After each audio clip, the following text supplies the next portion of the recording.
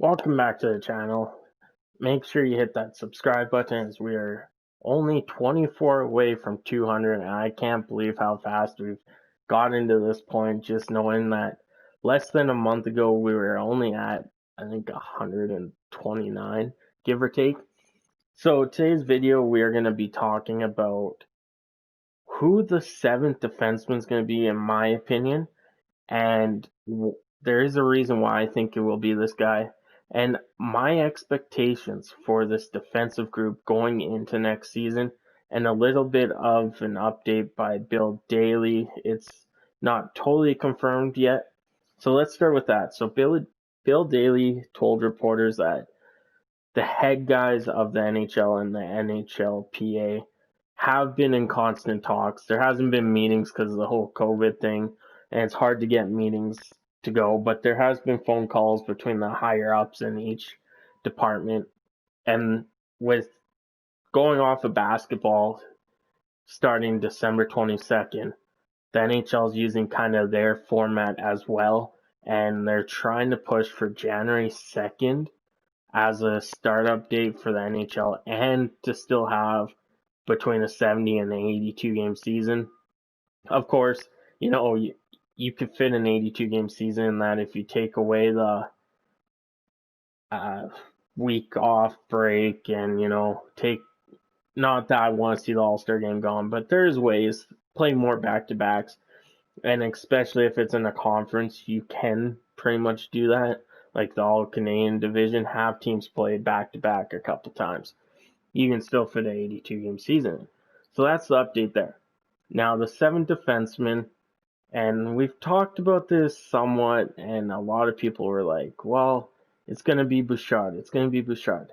I don't think it will be Evan Bouchard. The only reason I say that is it's going to be one of him or Phillip Broberg. And I think Broberg's a little bit ahead of Bouchard just because he has played with grown-ups and older people than him than Bouchard has. Like, Bouchard is over on loan right now doing a perfect job. But so is Broberg. And we've seen Broberg stay with the Edmonton OILERS during the play-in round. He played in the game against Calgary, which was phenomenal. I think he played pretty well for, first actual competitive team, because Calgary did play a lot of their top players that game. And he held his ground being a shutdown defenseman with Chris Russell. So that is my pick for the Edmonton Oilers 7th defenseman. And another reason I say it's going to either be him or Bouchard is because of William Legason. The contract he just signed the first year was a 2-way deal. So that makes me think, well, okay, if Legason's a 2-way deal first year and 1 second year, we lose Larson, we lose Russell next year. That makes sense for the 1-way deal. The 2-way deal is if one of those two guys don't work out, then they could call up Legason, take down Legason, done forth. And that's why I believe it is going to be Broberg as the starting 7th D. Doesn't mean he's going to stay there. But let's take a look at his stats. He's played 13 games in the SHL. 5 points. Okay, I don't expect him to be lighting up the SHL. The number that gets me is he is 2 penalty minutes in 13 games. That's 1 penalty in 13 games. You tell me how disciplined he is. If he could pull off, say maybe he's only 7 in an 80, penalties in an 82 game season. That's not including fighting if he ever fights. You got to be respectful of that. Look at Caleb Jones last year. I think he only had 5 penalties. And these guys are disciplined and they can learn a lot.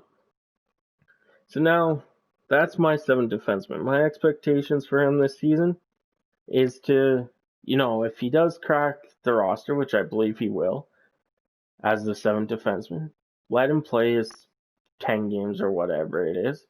See how he feels. If there's constant turnovers, you bring Legason up. But see how he does, because the Edmonton Oilers must have liked him for a reason. to keep him with the practice roster throughout the play-in and everything. He was there. Bouchard wasn't. So the Edmonton Oilers, or Coach Dave Tippett and Ken Holland, did like something. They even said he was improving, and that is the way to go. Now, for lines, we all know it's probably going to be Nurse and Bear whenever Bear signs his contract. A lot of you guys think it's going to be Caleb Jones and Adam Larsson. I disagree with that. The reason I disagree is Tyson Barrie is actually considered, he is a righty shot, so is Adam Larsson, but Tyson Barrie can play left defense. He is known to be a left defenseman / right defenseman. I know a lot of people say, well, if he's a righty shot, he should play the right side. Yes, but Chris Russell doesn't do that. He didn't do that half the time with Benning. Chris Russell could play left side. So I have a feeling it's going to be Barrie and Larsson. Give a defensive defenseman, a puck-moving offensive defenseman. It works out for a lot of teams if you go that way. Then it's going to be Chris Russell, of course, and Caleb Jones. I believe that is going to be the third pairing because Russell could be a mentor for Jones and Broberg / Bouchard when they're up, and Legason, of course, too. So now, Tyson Barrie, my expectations for him this year is not that bad. Do I expect him to be a plus 30, plus minus? No. Around 0, within 10, that's fine. If he could be a -7 all day, every day. But if he's only giving up -7, so 7 goals per every time his team scores, but can put up 14 on the power play, like not goals, but 14 points or set it up, that is perfect to me.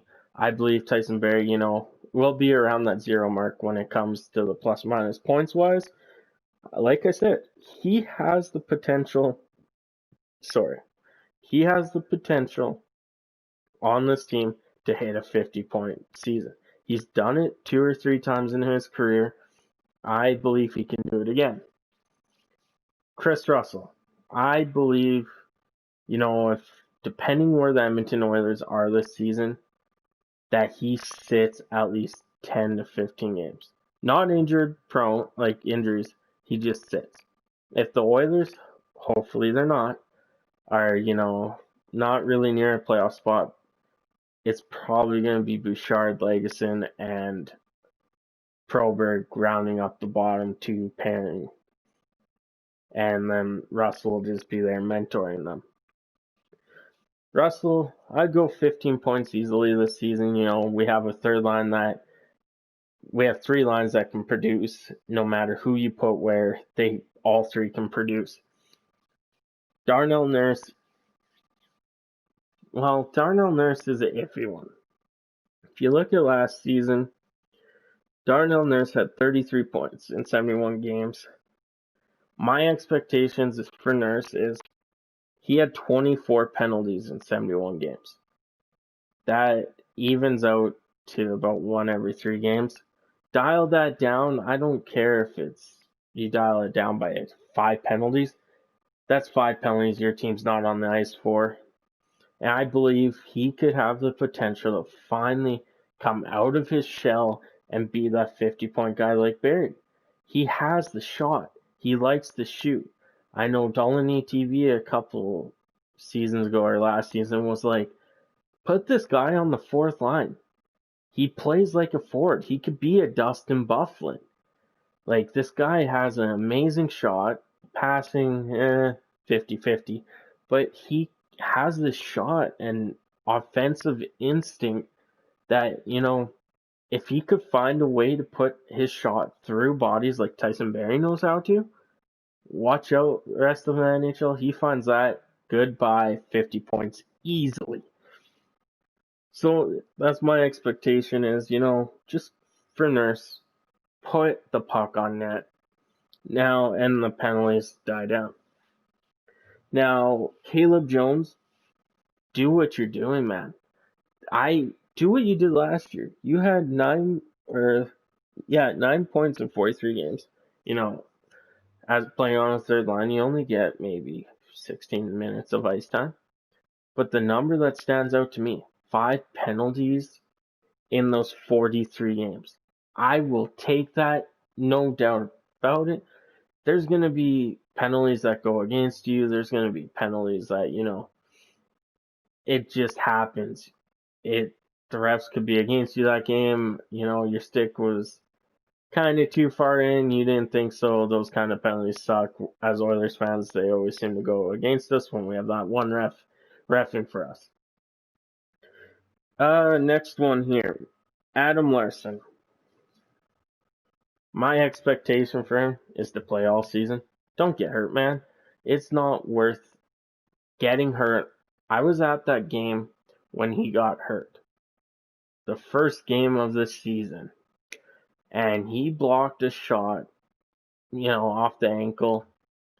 That, I believe, it was Koskinen in net. That he could have stopped. It was going low. No one was even in front of Koskinen. I know blocking shots are good, but block shots if there's traffic. Don't put yourself in front. And he had, where is he here? 35 penalties minutes in 49 games. That's probably a fight in there, so 15. Get that down to 10 penalty minutes. The Edmonton Oilers don't have to waste their time on the penalty kill, and you're good. I don't expect you to be that points guy. I expect you to be that defensive defenseman that Chiarelli traded for you to be, and so on. So I did Nurse, Ethan Bear. Rookie season coming out of last season. That was a huge season for Ethan Bear. And just do what you're doing. Yeah, playing with Darnell Nurse is hard. Just watch the penalties. That's basically the whole objective of you guys being D. Is just watch the penalties and so on. So I did Russell, I did Jones, Nurse, Bear, and that is it. I believe. I might have missed one. I didn't go in order like I was going to. But those are my predictions and what the defense can do to improve from last year. We could potentially have 250-goal or 50-point defensemen easily. Bear could be, I believe, Nurse, Barry, and Bear could be anywhere from 35 to 50 points this season. Just give them the ice time. I know playing with McDavid, it's kind of hard because as a defenseman, you just want to pass McDavid, let him do his thing, work, and usually it's in the back of the net. So let me know your guys' predictions, and I'll catch you guys on the next one.